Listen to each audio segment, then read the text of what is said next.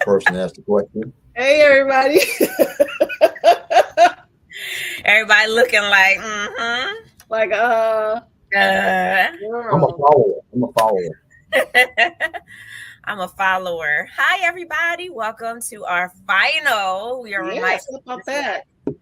Final SoundMind Panel of the year. So we are wrapping up. My Getting goodness, ready. y'all. Like a couple months ago, we were just saying that we have like a reset. We got like 4 months left. Now look, See it. We in it. We down to the last couple weeks of the year. Yep. A new season is upon us. So welcome as you're joining in on our SoundMind panel. Please don't forget to share, use the comments to ask your questions as we talk today about Hope Restored, because we are reaching the new year. We're getting ready for our Christmas spectacular that I'm very excited about.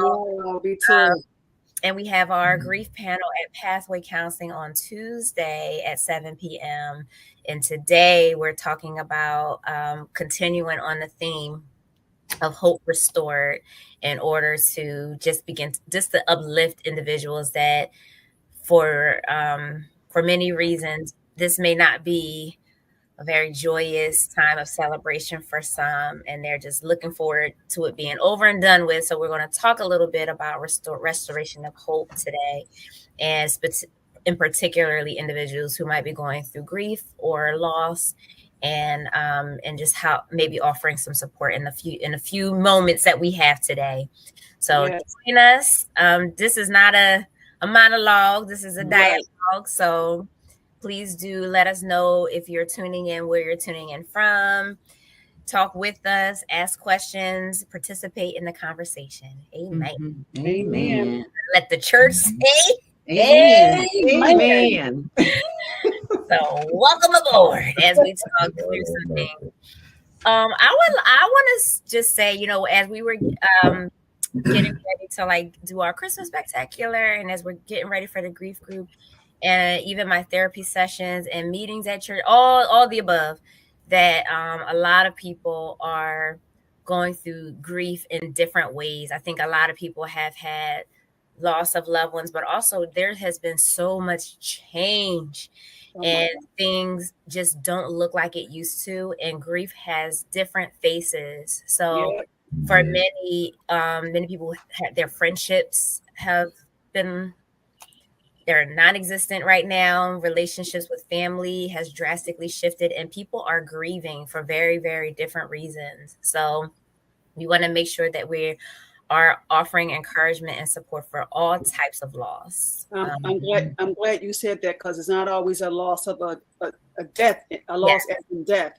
Sometimes it is a relationship that you've been in for years, whether it's friendship or whatever, and from what I understand, that kind of still feels like grief because it's still the loss of something.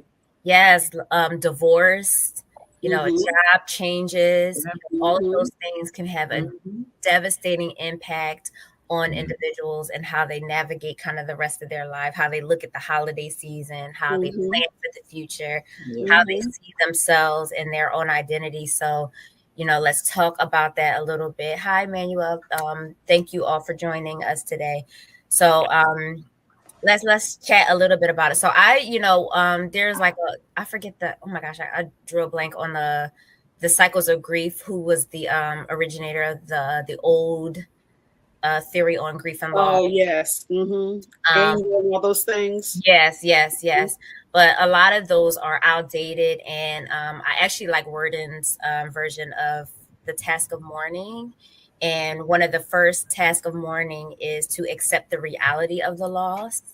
And when I think, and these go in different, so let me do all four of them, because they don't have to go in any particular order, so we can talk through them. But they're accept the reality of the loss, process the pain of grief, adjust to the world without the deceased or without what you've lost, and find an enduring connection with what you've lost in the midst of embarking on a new life. Wow. So I think that for me, I know in particular, one of the things that has been coming up over and over again is learning to just accept the loss, you know. And for me, it's like loss of friendships. Family life looks very different. I have a grandmother with Alzheimer's, and everyone's trying to process, you know, when is it, you know, this transition is coming before you know it. And so I think that accepting that things can and do change is a really, really big part of any kind of loss that we're experiencing, even whether it's divorce, whether it's, you know, the death of a pet, whether it's job changes and transitions, leaving your ministry and going to a ministry. For a lot of us, acceptance is a big part of that. And I wanted to hear from the panel about what you hear when you hear about accepting a loss. Like, where does your mind go? And how do we start to just work through accepting when things look different than it used to? What are some of the things that we need to do? I think with the accepting of an actual physical death, it's I think most of us just don't want to feel those feelings. So we kind of try not to feel those feelings. But from what I understand, also the only way to grieve in a healthy way is to accept and feel the feelings that make you uncomfortable. And I think most of us don't want to do that. And I get that, but that's the only way to get through it. You gotta sit with those emotions that don't feel good, you know, and that's not always easy to do. But I agree that that's absolutely the first step. I think accepting, but then, you know, of course, accepting, and I agree 100% with that. But accepting and acknowledging, you know, because I think that first step is acknowledging, and like, okay, this is something that I wasn't expecting. Right. And I don't know how to deal with it. You know, it's okay to say I don't have the answers, you know, and it goes back to that whole thing we talked about. If it's if it's something just based in reality, there's nothing you can do about it. And grief and loss is one of those things. Unfortunately, if we could snap our fingers and change it, we would, you know. But God, in His infinite wisdom, knows what's best. But you know, the first thing is to say, okay, fine, I'm having a problem with this. You know, I'll share. I was listening to Christmas music in the car, you know, jingling all around. And then in that a split second, I'm like, wait a minute, this will be my first Christmas without my sister and my last Christmas without my son because he's about to go overseas. I'm like, oh, wait a minute. And it was just in that second, I'm like, wait, but I had to, as Pastor Val said, I had to sit in it and go, okay, let me sit in this for just a minute. Let me sit in it because those are major life transitions, you know. And I think when we can get to that step of this part of sitting in it and feel safe while doing it, I think it makes the process of accepting it a little easier. I love that, and that is like task 2, right? Like process the pain of grief, and I love that those are things that we're supposed to acknowledge, like being real about what we're feeling. Many of us do not feel comfortable doing that, and pain is something that we're often feeling like, especially as believers, ashamed of, or always trying to push to the side, or feel like pain is an indicator that we're not faithful or that we're not moving forward. But that is not true. Two things can be true. You can be moving forward and have pain at the same time. That's good. That's so good. That is so good. Be hurting and struggling and still moving forward. Right? It's a part of everybody's story. Grief and loss. Bishop taught us that grief is a gift that God gives us. And just because it doesn't feel comfortable doesn't mean it's not right or that we're doing something wrong. Right. And some of us look for things to feel good to indicate that we are doing things appropriately. But that's not. Sometimes grief is hard and you will always have it. And that's the reality of it. Is that some things we won't just get over. Right. And that we'll always have to manage it. Right. Even though we'll find joy in other areas of our life, we're still having this like paradox of like joy and sadness as the Bible says. Right. And then I think sometimes we have unrealistic expectations, and that we think because I'm strong in faith, I should be over this by now. You don't ever get over it, you know. So I think sometimes we just put too much pressure on ourselves. You know, I should be feeling better by now. I shouldn't be crying every other day, or grief comes in waves, and nobody Yeah. can dictate when that wave is going to come. Mm-hmm. Mm-hmm. Mm-hmm. Yeah. I just feel that the last several weeks, the Lord has had me working on something. Who is my friend? And we talk about love so much, but when you think about from a relationship perspective, that friendship impacts first and foremost because you don't hit that love spot until the friendship is established. Mm-hmm. So who is your friend in grief? Mm-hmm. Who is that one? Like some of you've said already, you don't have to be you don't have to be you know up here all the time. Who's that one that can be vulnerable? Who's that one you can talk to about whatever? Mm-hmm. A lot of that comes with trust for sure, obviously, Mm-hmm. but you can get vulnerable because when you allow yourself to get to that point and not stop. I know for years I would get to a point, but then all of a sudden that steel door comes down. Yeah. Am I going too far in my vulnerability? Mm-hmm. Can I really trust this person to see me in this area and not hold it against me because of the area I operate in? Yeah. Yeah. Yeah. You know what I'm saying? So when we come to this time of year, it's not just so much grief. I think of loss, like you said, of people, but I think sometimes it's a grief of reflection. Mm-hmm. You look back over the year and you look at, 100%. my God, I really did think this year was going to be it. I really did think I was on a good road. I really did think I had this support. That's I so really good. did think I knew what I was doing. And Mhm. I even went and told people. I even went and kind of, put the advertisement out. And now I'm kind of eating crow. So how can I really open up and find that grief friend or find that situation that will allow me to be? Now I'm at the end of the year. I'm getting ready to go into another watch night, another this and that. And, everybody's, the same. You find yourself in the same barn, so to speak. Mm-hmm. You know? And especially when people are looking to you for strength. Yeah. That's something you were saying before. So Yeah. that makes it a very different time, especially with everything going on now. Right. Mhm. Right. Yeah, so good. One of the things that I have a lot of people talking to me about recently is loss of identity. Mm-hmm. And as we're reaching a new year, some people are really grieving not being, like you said, Pastor, right? Not being where they thought they would be and not knowing who they are in this season and really trying to navigate that and feeling like a very sense of dread of purpose and moving forward looks like. And one of the things that I think is important for us to do is, like Deacon LeBou and Pastor Val said, is acknowledge, right? Is sometimes in acknowledge the discomfort. Part of identity is all the parts of who you are, right? Hi, I'm Tiffany. I worry. Right. Right. Yeah. And then I pray, but I worry first. I worry first, right? I have anxiety. I'm a nervous Right. Nettie, right? So whatever it is that we have that's a part of our identity, we can't move forward if we don't acknowledge that there are parts of us that need to change and grow and evolve. Even if it's, hi, I'm such and such and I'm grieving, right? And I struggle with the loss of my child. I'm still working through that. That's a part of you.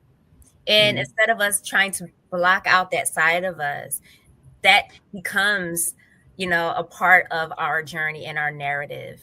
Yeah. Now, what do I do? How do I move forward from that? Go ahead, Deacon. I'm looking. I look deep in thought because I'm thinking. I mean, all of what I hear is saying it all connects for me, and it goes to even what That's Reggie was saying. Who are my friends, and who can I talk to? Who can I count on? People don't think strong people need support. Yeah. Mm-hmm. That's true. And sometimes it's so true. And a lot of us are strong people because we have to be, and you're taking care of your families, you're working your job, you're doing all the other stuff, and you're the glue that holds people together. Yeah. So people don't think to check on you, and people don't think, are you doing okay? Right. People don't think. So it goes right back to your point, Pastor Reggie, that, who are the friends that I can actually be vulnerable with? Right. That trust that, okay, I'm having a moment, but it's a moment. It doesn't define who I am. It is a moment. Right. It is a moment, and it's okay for us to have those moments. And going back to what Pastor Tiffany was saying, this doesn't define who we are, but we have to acknowledge the moment. We have to. But I think, for me, the flip side to that is, I agree with you that people don't check on strong people, but I also think that strong people don't ask for help. Thank you. I was going up. Yeah. Sometimes don't ask for help because I got this S on my chest. I can do it all. You know? Yeah. Right. That's not always being Superman. You're Superwoman either. I mean, stupid. Right. I caught myself the other day. I was asking somebody to do something for me. And it was but if you can't, I can do it. And, don't worry about it. It was like, Val, I'm going to do it for you. It's good. Sometimes we're reluctant to ask for help. Yeah. Yes. Yeah. Yes. Yeah. That's, I think I've shared it before. One of my favorite scriptures for years has been Proverbs 27:6. Faithful are the wounds of a friend. Yes. But the kisses of the enemy are deceitful. And years ago, I preached a sermon on that. Who's kissing who? And it's funny this comes up because today was one of those crazy days. I mean, it was just out of just total sorts, but yet it was the most busiest day where I had to be on. Right. Yet internally, right. And it was yet, oh man, Lord, I don't need this. I don't want to be bothered. I'm talking to myself and hello, how you doing? How you feeling? Yep. God, what can I do to help you today? And reality is I don't want to talk to nobody. Nobody. I don't want to be bothered. Oh, I know y'all looking at us now, but I'm just being honest with you. It is what it is. Bother. When people tell me, well, your pastors are 20 on 24. I said, let me tell you something. No, okay, that's a different discussion. But I said, no, I'm not on 24 hours. If you need me, I'm available. Don't get that in your head. Right. I mean, that's why I talk about this grief of reflection. And I'll just say this from a pastor's perspective too, is when you try to pour it out and make sure they get it and understand it. And you get to the end of the year and you wonder, we're just as close to the beginning of the year as we are from last year. Right. How effective were you? Yeah. How effective were you? And it makes you kind of self criticize. It makes you want it. Sometimes it even makes you wonder, you know what? Maybe I'm done. Maybe there's nothing else more to give. Maybe it's time to draw that line in the sand. You know what I'm saying? So these are reality things that can happen on different fronts, more than just the absence of someone at the dinner table. And I think the last thing is that grabs me, the reality that really hit me the most. We talk about family, but sometimes you got to realize the real family you have may not have the same blood in the veins. That's true. Yep. It is true. Now, it's great to have your blood family, but there are times there are chosen family that is more family. Now, if you have family that you relate to, that's beautiful, but I'm just talking about a reality. Yeah. Right. There are some people you can call and say, listen, I need you. And they're not going to ask you 10,000 questions. They're going to say, where are you? Right. Right. That's true. And that, to me, that's still loss. If you are estranged from somebody that's a blood relative, whether it was for good reason or not, it's still a loss. Sure. Yeah. Yeah. All of it's a loss. I like this scripture. I was trying to find, I couldn't remember, but Psalms 51:17 is one of my favorite scriptures. And it says, the sacrifices of God are a broken spirit, a broken and a contrite heart. Oh God, I will not despise. And I feel like when we're trying to make adjustments, like you're saying, Pastor, is we cannot do that sometimes without being broken, without being willing to be broken, and sending our vulnerability before God and letting him know where we have pain.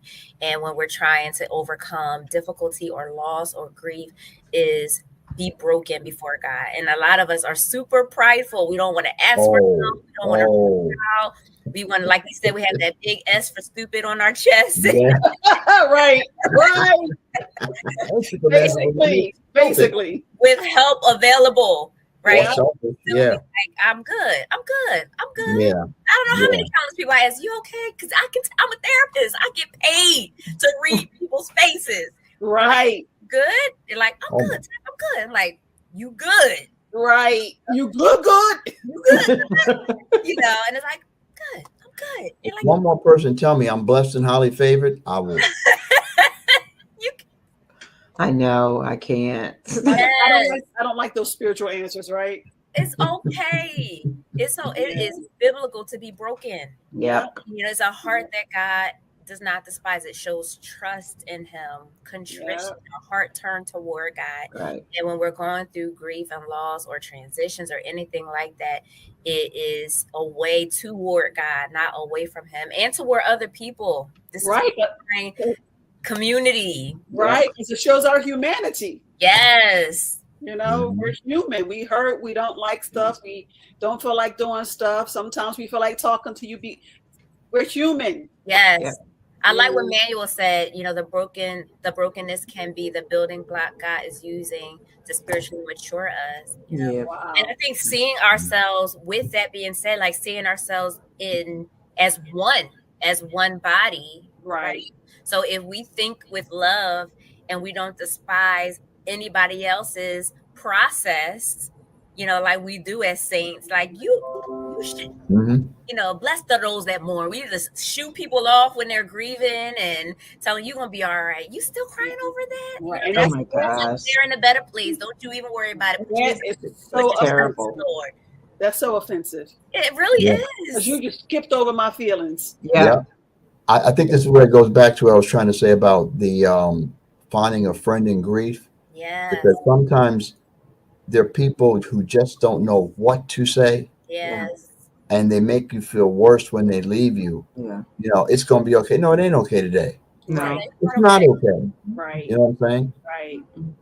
Right. That's And, you know, and a lot of times I just say, you know, I have no words. sometimes it's a hug, Deacon LaBoo. That's it. Mhm. I give you a hug and prayers. That's all I got right now, because that's all. Mhm. Yeah, I can't fix this. My words can't fix this. So, you know, just know that you're in my heart and prayers. That's it. That's it. That's all That's you it. can do. That's all I can do. That's all And I we can don't have to say anything. We don't No. have to. Thank you. When someone is going through that and they're like, I'm not okay today, we don't have to be like, oh, is there, you know, trying to find words to say to make them feel better. Just let them be like, I'll get it. do. Yeah. Okay. Yeah. I mean, look at you funny sometimes. They'll say what they're saying. You say, you know, I really don't know right now, but I'm going to keep that in prayer. And they're like, wait a minute. You're a pastor. Yeah, I'm a pastor. They don't know right now. Yeah. Right. Okay. I'm a pastor and I still don't know right now. So all of a sudden, I lost all my credentials. I don't know. Yeah. Right. Or they throw a scripture at you, like, okay, Oh. supposed to help me right now because it's not really serving that purpose. If Christmas ends at the end of December, we didn't have Christmas, Yeah, for sure. because what we're talking about, and I mean, I won't speak for everybody, but I think from a church perspective, churches miss it more than the world does. Mm-hmm. That we put this thing on a timeline, that when New Year's comes in, now we just shift to the next. But if you know, I always say Christmas is two words: Christ, then it's MAS, my anointed Savior. You put it together, that's a year-round proposition. Mm-hmm. So it's nice to get the nice things, you know, whatever. There's nothing wrong with that. But if at this stage of life, if my Christmas is based on a thing and not a relationship with the one who gives all things, then I'd admit I should be, you know, I mean, it's not a Christmas thing, but I always tell church, you know, one of these days I'm going to pull a trigger. I'm going to have Thanksgiving in February. I love it. Wait, you gonna have that barbecue? I didn't remember. I forgot. It's out there. It's ready. It's ready. And the temperature's supposed to be up a little bit, so watch out. Watch out. I just got to find somebody to cook it. Yes. I think you're bringing up a good point as we transitioning, because we're almost finished today. And I think we're a good point about, like, what does new life look like when we're, you know, we understand grief, we understand the process of grief. And I want to read Ada's comment. She says, sometimes grief just needs listening ears and a kind heart. Just sitting with someone in grief is a blessing. And I think that that's true. And also, like, understanding that people change. after they're going or when they're going through a grieving process. And it's okay for us to do things a little differently than we have in the past as we're making adjustments. Do what you got to do. If you want to grill, and we'll pull out the grill in January, or if you want to take a trip, if you need to, don't go to Europe. No. spend time in solitude and do something different, there's no harm in that. No. Yeah. And what are some things that we can maybe encourage people to do as we're closing out the new year? We're processing some things differently that would encourage them to like go in a direction that is productive. Yeah, I've been spending the last week or two, like, talking and training, whatever. And forgiveness has been at the center of a lot of what I've been talking about. Learning to forgive those around us who have, done things we perceive have done things to us. But most importantly, learning to forgive yourself. Yes. We're not perfect. We're not perfect. We are not perfect. And when we try and walk that narrow line, we often live in a cycle of failure and disappointment and self-loathing. Yep. So if I could offer that, let this be the season of acceptance and forgiveness of yourself. And forgiveness of yourself. For me, it would be intentional with everything. Being very intentional about what your goals are, what you want to do, and especially with relationships. Be very intentional about loving those people that you say you love and letting them know that you love them. Yeah. For me, it would be definitely being intentional. Well, I know for myself personally, it's exciting. I mean, this year with you guys have been a blessing to me because it's helped me to adjust perspective. You know what I'm saying? And to hear the different views and just to share the moments, forget just the topics, but just the moments and everything. So that's been a strengthening to me. It makes me go back and review some ways of thinking. It makes me go forward and look forward to being a part of some thinking, and what you have here is so much to build on, and you don't always get to hear that from people doing it. But you guys have really done a tremendous job, and it's been a blessing, to be a part of that.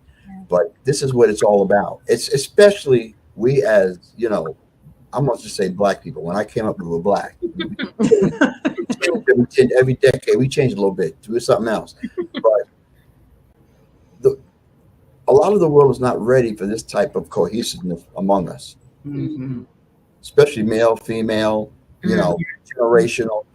And I think, moments like this, as well as other moments in other areas of our lives, it's a must that it happens now, because we got to rescue generations before they even know they need to be rescued. Absolutely. Absolutely. That is true. So we are, we're hoping that today everyone feels a little bit encouraged as we're talking about your hope being restored as we're getting ready to walk into the new year. I mean, I don't ever think that the new year has to determine when you start. Right. Your new year can start now. If you need something, if you need to work on your trust in God, if you need to reach out to support your support system, if you need to be intentional about your relationships and all of those things that we shared today, you can do that at any point. If you need to work on addressing the pain that you're experiencing or set some boundaries in your relationships, like all of those things you have to be intentional about doing now. Yep. We don't have to wait. Like, I'm okay being dramatic until I got 2 weeks. Right, until December 31st at 12 p.m. I got 2 weeks. And I'm going to Everybody in my community gonna get it until then. I'm gonna be Betty all the way up until you're gonna be Tanika until December 31st at 12 p.m. I can't with you all. Until then, you're gonna get all this smoke, all this attitude. All the attitude. Oh Lord, they're setting up for next year already. Why are we like this? Not need to do that, right? So be intentional. Yes. All right. So as we close out today, please don't forget that we have our Sunday morning worship, and pray that we see you all in the plaza on Yep. Sunday. Yeah, When this is the last one for the new year, so we I will see you know. on the next SoundMind panel in January. SoundMind. 2024. Still here. I'm going to wear a toupee in the new year. I'm going to start. Pray, saints, pray. All right, guys. Thank you so All much. right. Have a good night. Have a good night. Bye. See you guys later.